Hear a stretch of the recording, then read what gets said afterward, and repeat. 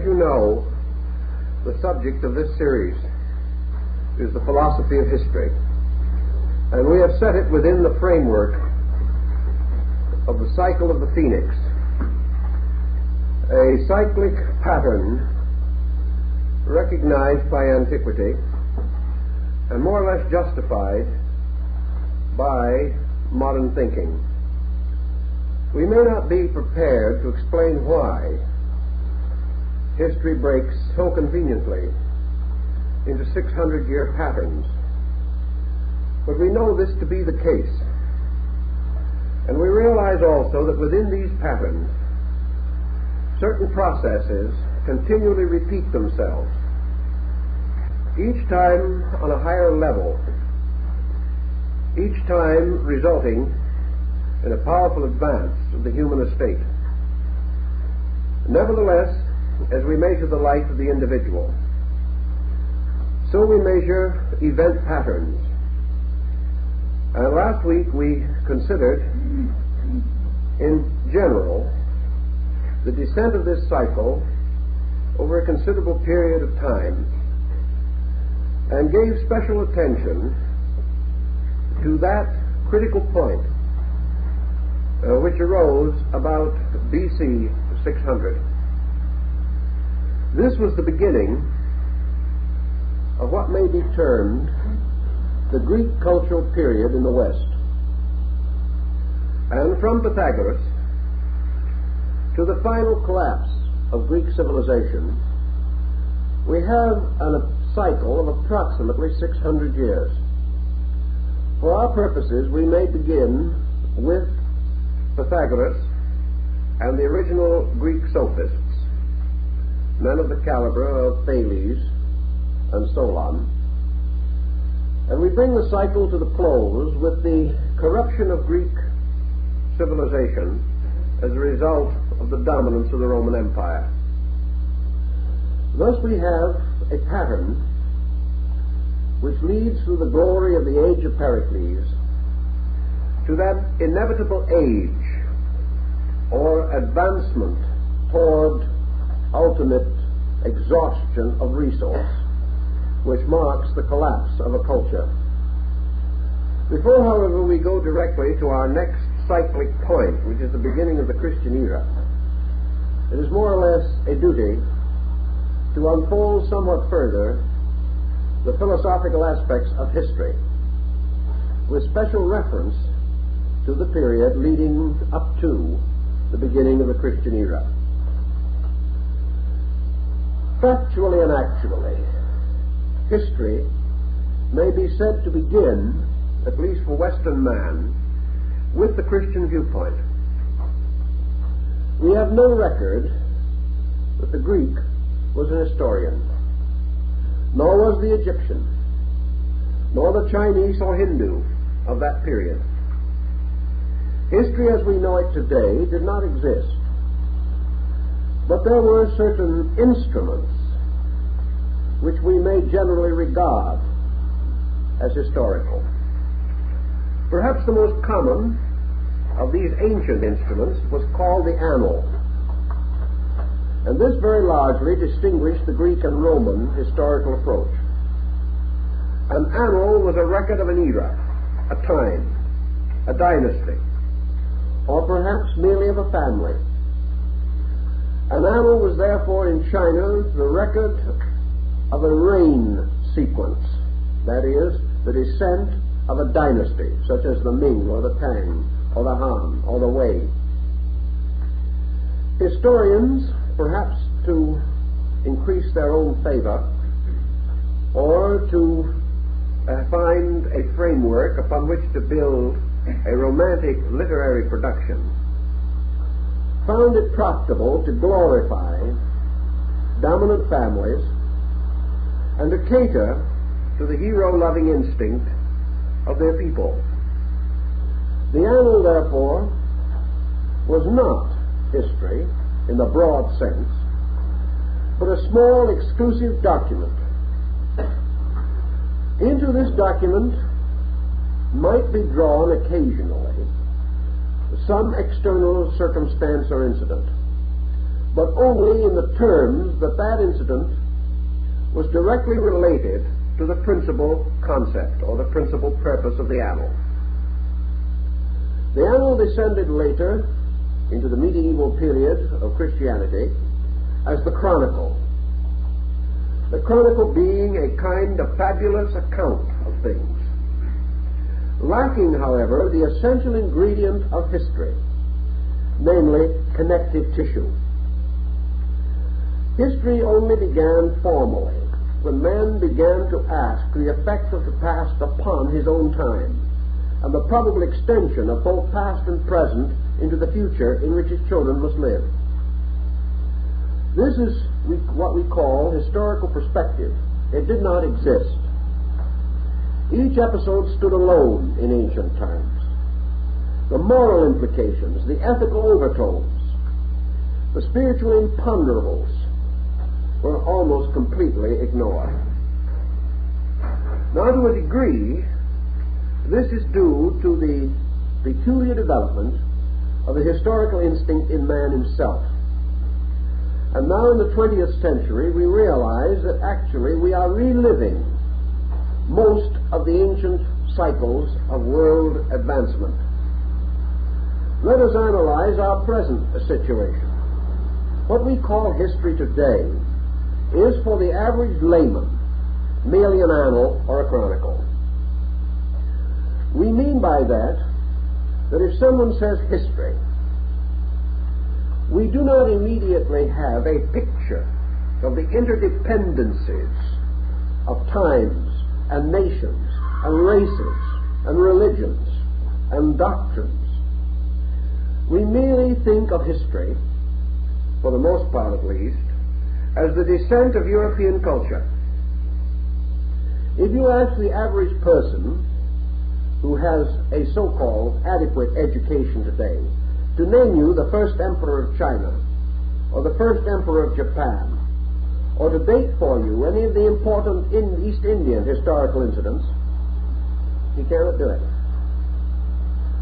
He cannot do it because he has not approached history except in the terms of its direct relationship upon the way of life in which he now lives. Today, for us, history is primarily American history. And our emphasis outside of this is upon the circumstances which led up to American history, the relationships between the growth of the American historical pattern and that of surrounding states, the effect of other nations upon America, or perhaps to a measure, the effect of America upon other nations. But our point of view is essentially provincial, our own. And outside of this point of view, we have an instinctive inclination to depreciate the cultural existence of other peoples. Perhaps we frankly acknowledge that we do not know much about these subjects.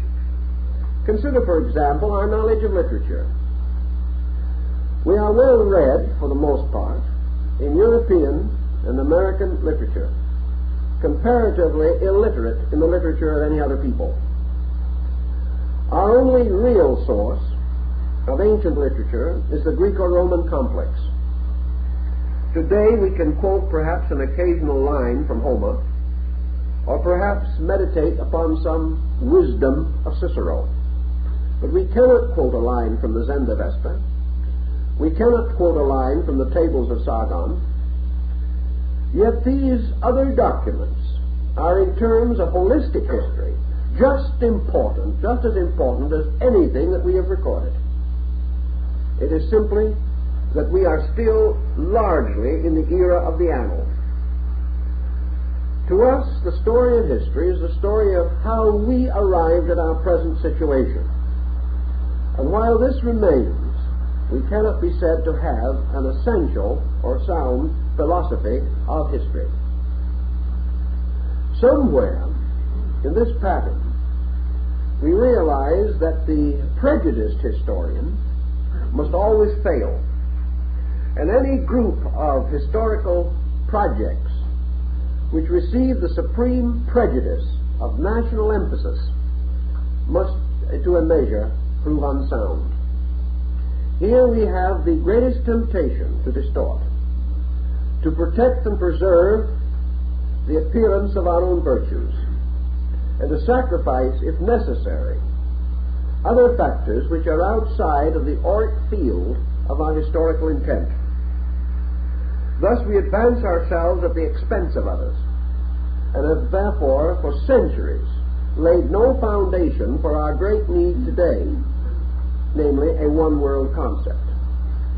We are unable to cope with it, simply because we have never been prepared for any such emergency. Yet in this world, there is a history in and of itself.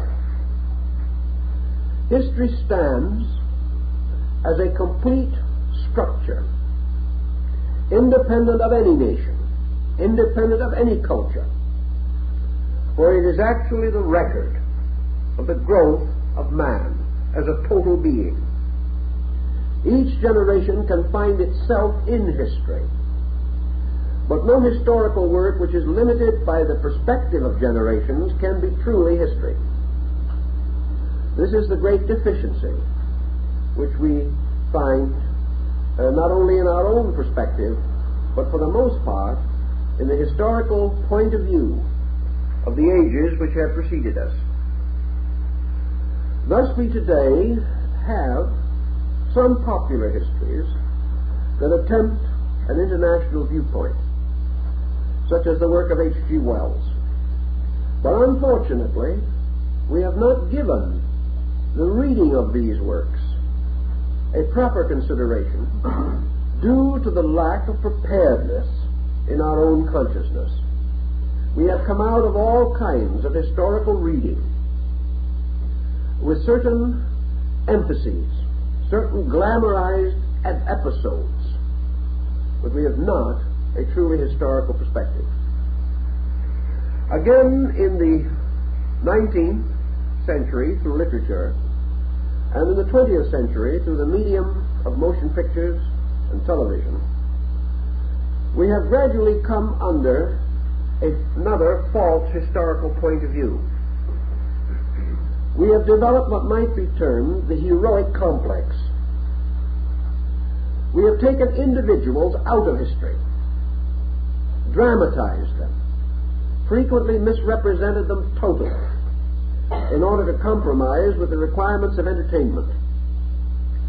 We therefore produce pseudo-historical documents, which in themselves are a serious detriment to history, because they present situations not as they were, but in order to clarify the dramatic point of view of some individual situation or sequence.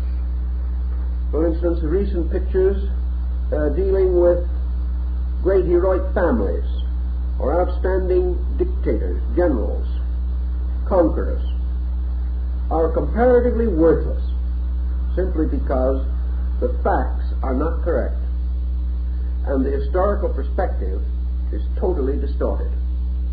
A good example of this type of thing can be the average person's concept of the French Revolution. The only thing we think of is the Reign of Terror. The real perspective of this great struggle, from an historical, sociological point of view, we are unable to appreciate. Our knowledge of the French Revolution is built somewhat upon Dickens' great story of the Tale of Two Cities. Or perhaps our understanding of a certain level of French life is coined from the base metal of Victor Hugo's Les Miserables. These things do not tell us historical values, but from them we have created a patch quilt of opinions which we continue to hold, and which therefore close our minds to the direct and complete approach to our subject. All the way along, therefore, we have found it necessary to create new historical instruments And this is gradually being done. But the accomplishments are for the most part limited to learned journals with a circulation of 500 copies. By the time they are watered down to our common consumption and have been made highly palatable to the reader who studies while he runs, not much is left that has any essential value. The new instruments of history are mostly what we might term below the ground evidence. Below the ground means such monuments, such inscriptions, such excavated material, such reclaiming from ancient ruins and archaeological sites as give us a new way of appraising the value of the classical historian. We have created discovery as a censorship upon tradition. We are no longer satisfied to accept the history given to us by Herodotus. It is no longer necessary for us to study Egypt through Greek and Roman reports. The development of a means of interpretation based upon the discovery of the Rosetta Stone has opened to us 5,000 years of Egyptian records. Little by little, we are escaping from the historical patterns which we once depended upon for orientation. And little by little, we are checking these patterns by more recent discoveries and by an increasing collection of literary, scientific, and anthropological artifacts. As a result, as one observer has noted, we have tumbled nearly all of ancient historians from their august thrones and condemned them by proof as inaccurate, prejudiced, or uninformed. Now, this does not mean that we should disregard them, neglect them, or ignore them. But what we must recognize is that they lack two facilities which we possess. First, they had no means of general communication and transportation. They were limited inevitably to areas. And much of their history came along caravan routes, by report and hearsay. They had no other source, no other means of verifying anything except contemporary events in their own areas. The second deficiency that rested very heavily upon the ancient historian was the lack of method or lack of pattern by means of which he was impelled to examine immediate evidence and weigh it. He was impelled only to accept or reject according to his own judgment. Today we do not follow this course. We are in a position to observe the censorship of the past upon the present. We know that certain antecedent causes must have preceded events. This the ancient historian did not know, therefore he did not search for them. We also must realize that every effect having a cause, even the most obvious circumstances in our way of life, may have subtle causes which he was not in ancient times able to examine or had any incentive to do so. Thus our reports from the past give us a framework against which we must turn modern attention. And with this thought in mind, we will go to one of the most obvious examples of this situation, and that is religious history. Let us think of religious history as we even regard it today. Within the last 200 years, the entire approach to history on a religious level has departed from the speculative thoughts and procedures of the Scottish metaphysicians to the more sober and accurate findings of the field biblical archaeologist. Today, in the name of religious history, men are digging with their hands into the earth. They are not following the ancient fathers. They are not regarding the translation of a neglected patriarch as a tremendous contribution to history. They are out in the field trying to find visible, factual evidence of the important, controversial points, or trying to fill in the desperate breaks in history relating to religious subjects. Thus, such a discovery as the Dead Sea Scrolls is in the spirit of modern religious history, in the spirit of religious archaeology. A few centuries ago, these scrolls would probably have been relegated to limbo. They would have been forgotten and neglected because they might have interfered with something. They might have changed our opinion. They might have stepped upon the toes of some prevailing orthodoxy. But today, scholars, both from theological seminaries and great colleges and universities of laymen, and belonging to many religious groups, are searching desperately for new and better meaning, and stand perfectly prepared to admit that while religion may be a revelation, religious history is not. It is an accumulation and depends upon increasing discovery for its ultimate accuracy. This difference in perspective also points the way to many things that we all should know about. Factually, we are completely ignorant of many of the most interesting episodes in American history. We have accepted certain texts. We have never questioned them. We have thought of the American history as the story of independence. It is not. It is the story of a people striving for independence. And until we discover this, we have not discovered American history.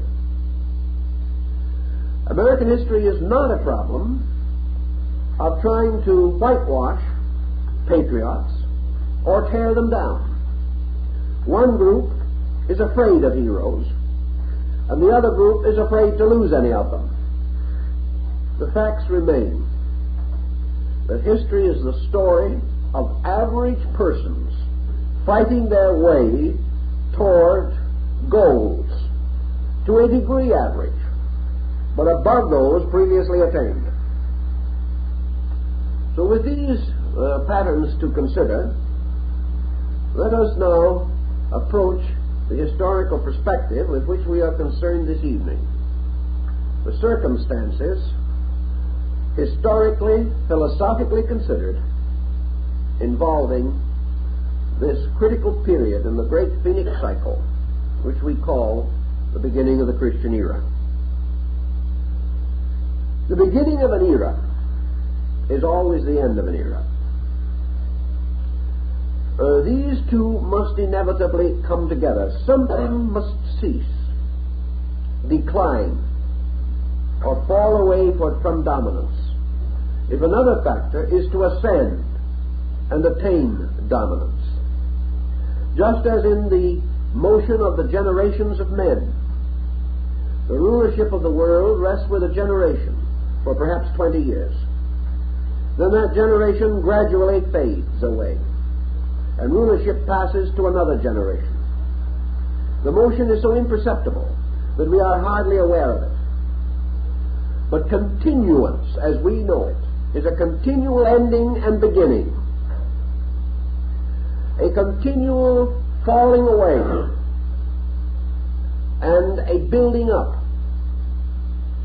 a continual process of the creation of a vacuum and then the filling of that vacuum by natural laws flowing in and taking the place of that which has departed. That which departed in the cycle with which we are most concerned was the golden age of Greek culture. an age that was distinguished for attainments in science, philosophy, art, music, literature, and letters. An age of extraordinary philosophical illumination. An age which produced perhaps more outstanding creative thinkers than any other recorded era in history. Yet, as we pointed out before, this was not a situation that was purely local. For this Phoenix cycle seems to have something to do with a great clock in the universe. For that which was occurring in the Grecian culture was paralleled by extraordinary and important changes in other parts of the world. The rise of Taoism and Confucianism in China, the great Buddhistic reforms in India, the restoration of the Avestic tradition in Persia. These events were paralleling those which were occurring in the Mediterranean area. Now, as we go forward 600 years, we see in the Grecian states philosophy deteriorating away under the pressure of great problems of utility. The rise of the Roman Empire disturbed many aspects of man's culture. In one way, for example, it disturbed leisure. In another, it presented man with one of the first great expositions of the problem of the victory of brute force over morality and culture. It forced man to assume that good could not vanquish evil unless good was also stronger than evil. Stronger in the sense that good was supported by better human beings and more of them than evil. The philosopher could be taken out into the arena and fed to the lions by a despot. The greatest poet could starve to death. The great scholar could live and die neglected. And a comparatively worthless patrician could enjoy all the advantages of living. It was a period of disillusionment in which man was losing faith in the great theoretical concepts which he had concerning the operations of natural law. Theories, given opportunity of application, were not able to demonstrate their immediate utilities. Socrates was a good and wise man, and he was poisoned by the Athenians as a reward. Aristotle was a great and learned man. He was banished. One by one, those who were devoted to truth found themselves confronted with an adamantine wall of error. They discovered that power was moving gradually into the hands of aristocratic minorities or into militaristic sects. It is the same concept that is described of the philosopher when the king Minos showed him his treasure houses. The philosopher said to the king, "You have more gold than anyone in the world, but you will lose it to the first man who has better iron." This was what the classical world was discovering. It was learning by the terrible example of the Roman Empire that what we term materialism was a fact to be reckoned with. That it was not merely the minority conception of a few selfish persons, but that it had a tremendous hypnotic power over all people, and that against it only the strongest and the firmest could stand, and they stood alone. This decision, this conclusion, might never have come upon Mediterranean culture had it not been that a highly cultured people, the Greeks, were conquered by a comparatively uncultured group, the Romans. The Greeks also had the spectacle of observing that the iron of Rome not only toppled over the altars to the philosophic gods of Greece, but also toppled over the altars of 100 religions. The gods of various cities did not defend them. The Roman phalanx was stronger than heaven. Now, observations of this kind forced upon a people which had long existed, at least with a comparatively provincial attitude. I will not say a people that had not passed through disasters and mistakes and a certain degree of conquest, was important because it uprooted something else that was very strong in the classical mind. Athens could be conquered 1,000 times by Macedonia or other nations. But to the Athenians, in their particular pattern, this was punishment. They did not doubt the gods. Punishment made them believe but more firmly in the gods. Because the Athenians, in the privacy of their own convictions, were fully aware of their own delinquencies. And the evil man with a bad conscience regards defeat usually as punishment. But as the picture grew in proportion, when good and bad, old and new, wise and foolish, all together were trampled under the feet of the Roman legionnaires, it was no longer possible to fall back upon this moralism. It became obvious that the world was moving from a philosophical foundation and a religious foundation to what we might term a scientific economic foundation. The Greeks themselves probably began to understand why this had happened, but they could not check the momentum. For 300 years following the zenith of the Periclean period, there had been a gradual division in knowledge. By degrees, knowledge as science was divided from knowledge as religion. Philosophy was held in a kind of abstract aloofness. It was a kind of ancient and wise ancestor. But younger philosophers began to build bridges and roads. They began to seek outlets upon practical levels, and they also became conscious of the need for an economic reward for the various activities. By degrees, state control of religion gave place to private worship, and the advancement of religious and philosophic systems passed into the keeping of individuals. Immediately, of course, they began to fail, because the individual was not sufficiently unselfish to support them. All these elements together terminated in a grand disillusionment.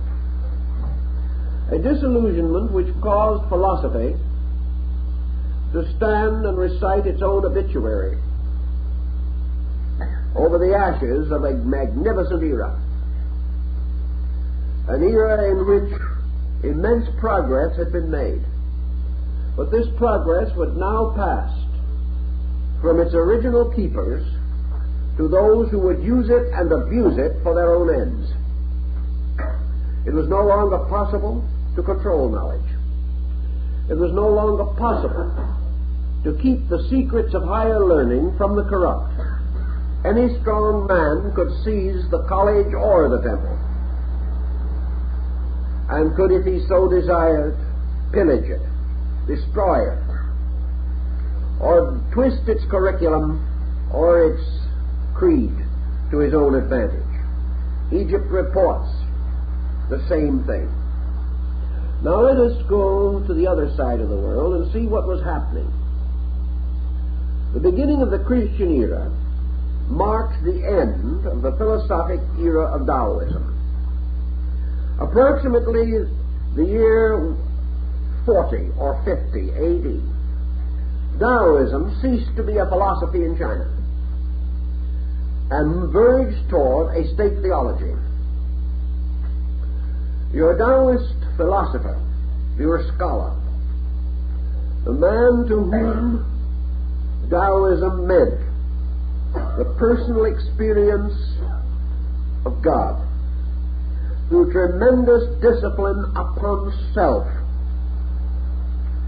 this philosopher disappeared almost completely from the descent of the subject. In its place emerged Taoistic theology, very largely derived from certain aspects of indigenous Chinese religion and Buddhist ritualism.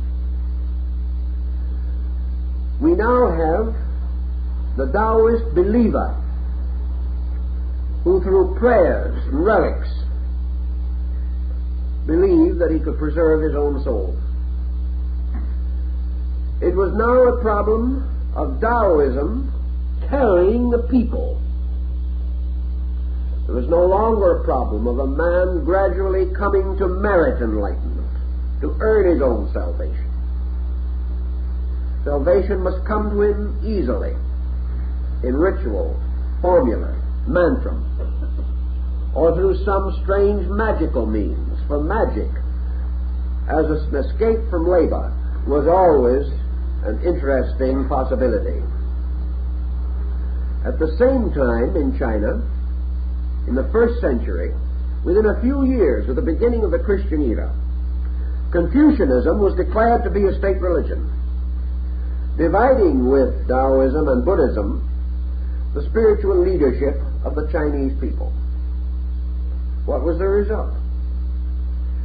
The great ethical code of Confucius, a very severe code, depending for its validity upon the conscientious conduct of the individual, began to drift into oblivion. Men paid great homage to Confucius. His name became venerated above all other names. But they forgot to keep his rules. To merely affirm them, to accept them, to say, I am a Confucianist, was to be in good taste and good style. The rest was ignored. So we see exactly the same situation coming. We find that 600 years of Taoistic and Confucianistic philosophy in China led not to the rise of a great disciplined China, but to the building of countless temples filled with innumerable images, worshipped in part by writing a prayer upon a piece of thin paper, chewing it up and spitting it onto an image. Either Confucius or Lao Tzu would have turned in their graves under such a procedure. Yet it represented a change that was to show why China was never able, in the classical or ancient period, to establish itself upon a solid level of ethical integrity. It was always a country in which the strong pillaged the weak. First in the name of heaven, second in the name of Confucius, and finally in the name of the Mandarin himself. About this time we'll move to India. What was happening to Buddhism? In precisely 600 years, Buddhism came to its first great crossroads. Philosophic Buddhism, as represented by the original teachings of the great Eastern philosopher, might be said to have comparatively died. original Buddhism was nearly extinct in its own homeland. In its place arose the great, marvelous era of Buddhistic metaphysics. At this time came the multiplication of images.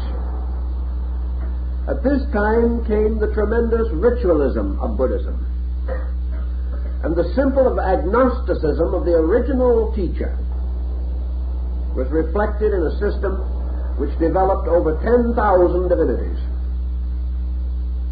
Now, we must not say that all of this represented loss. Let us rather say that in Confucianism, Taoism, Buddhism, in the Avestic philosophies of Persia, and in the condition in the Near East at the beginning of the Christian era, the tip was a very distinct motion, tipping from discipline to devotion. In every system, faith came to take precedence over discipline. Most critics have said that discipline was just too difficult. Hegel has attempted to give us a summary of what he regards as the motions of these elements, and I jotted down a few words from Hegel. Hegel attempted to point out the fact that history, in its deepest aspect, is essentially the story of man's spiritual conviction. He also came to the conclusion that different races, different nations, and different culture groups, although passing through similar periods and cycles, were distinct because of the emphasis which they placed upon the conduct of man. This emphasis becoming the basis of the entire sociological pattern that followed. History was therefore the record of the results of moral emphasis, as this affected vast aggregates of human beings and became the basis of the laws under which these human beings lived. In this point, Hegel gives us 5 keynotes of religions, which he regarded as basic historical factors. He says, for example, that Judaism is the emphasis of duty, that the entire development of this faith and the effect of it upon other peoples and within its own group was the growing, intensifying recognition of the essential fact of duty. Duty was the great virtue. He then says that the emphasis by Confucius was order. That the purpose of the Confucian code was primarily to preserve absolute order in all relationships and in all processes. That the moment order is endangered, continuity is endangered. Because the moment things get out of pattern or out of arrangement, chaos sets in upon them. Disorder leads to death unless it can be corrected. Perhaps that is why we refer frequently to forms of illness as disorders. If they are allowed to continue in society, disorder becomes the sickness which is mortal, which is finally the disintegrating and destroying factor. He gives as the great ethical keynote of Moslemism justice, and emphasizes that upon this concept we can have exactitudes which may go to the excess of injustice. Yet without justice, the state cannot survive. The individual who is not convinced within himself that he lives within a condition of justice can never maintain or preserve his own morality and ethics. For that reason, the moment a cultural group or a social order becomes delinquent, it accuses its leaders of injustice or exonerates its own by them. Thus, the moment leadership becomes unjust, followers become equally unjust in their relations to each other. And this ultimately destroys the moral, ethical fabric of a people. Hegel, in an interesting enough way, gives us the keynote of Buddhism: patience. And he regards patience as the key word to Eastern history. Patience is a very great virtue, unless it leads to inertia. A patient man is not one who is dead, nor one lacking in incentive, or lacking in the imponderables of effort. A patient man is one who has learned within himself one undeniable fact, namely, that you can hasten nothing beyond its natural speed. Impatience leads to injustice, for it attempts to exaggerate the pace of things,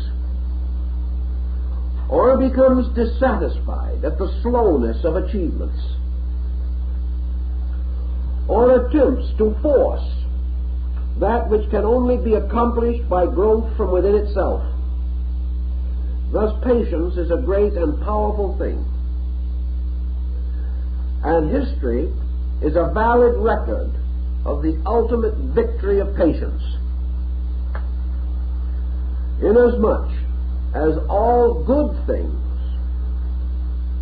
have been of slow maturing, but have consequently endured long. Hegel then gives us, as his final group classification, Christianity as the emphasis upon the concept of love. Now, he himself points out that without a sense of duty, without law and order, without justice, and without patience, there can be no love. You cannot have true love apart from all these considerations. Therefore, he is perfectly willing to accept that history is the record of the meeting, dividing, reunion, blending, synthesizing of these great streams, and that what we call modern man has inherited these 5 great social concepts, and that these concepts, in some relationship, in some pattern, either separately or together, constitute the impulse which results in history. That without these factors, man would remain eternally static, or would be the victim of such caprices of conduct that the results could never be classified and might be considered to be an pageantry of incident and accident. Now, we said earlier that with Christianity began the basic concept of history, for the reason that in Christianity for the first time was clearly enunciated the doctrine that creation and the descent of created things, particularly as outlined in the Old Testament, stood clearly to indicate the unfoldment of a divine purpose through a series of connected incidents which must lead ultimately to the regeneration and perfection of creation. Thus we may say, for the first time, the grand archetype of all occurrence, all incident, all circumstance, being part of something. This archetypal vision is found, for example, in the history of Eusebius. Truly, at that time, and later in the historical morality of St. Augustine, there was no great attempt to break away from the biblical descent of history. The early church historians were not interested in Egypt, except for the interludes of Joseph and Moses, or perhaps the flight of Jesus into Egypt. Egypt, as itself, was only part of a framework. These same historians had no particular concern for Greek philosophy or Greek history, and as we can tell from studying their works, were totally unaware of the history of the Eastern Hemisphere. They had not accomplished their purpose, but they had advanced the idea that from the hypothetical Adam to the latest newborn babe, all generation was tied together in something, that it was an unfolding of a divine plan. Today, the modern man will probably resent in some instances this reference to divine plan, but he maintains the same concept when he thinks of history as the sequential unfoldment or evolution of life.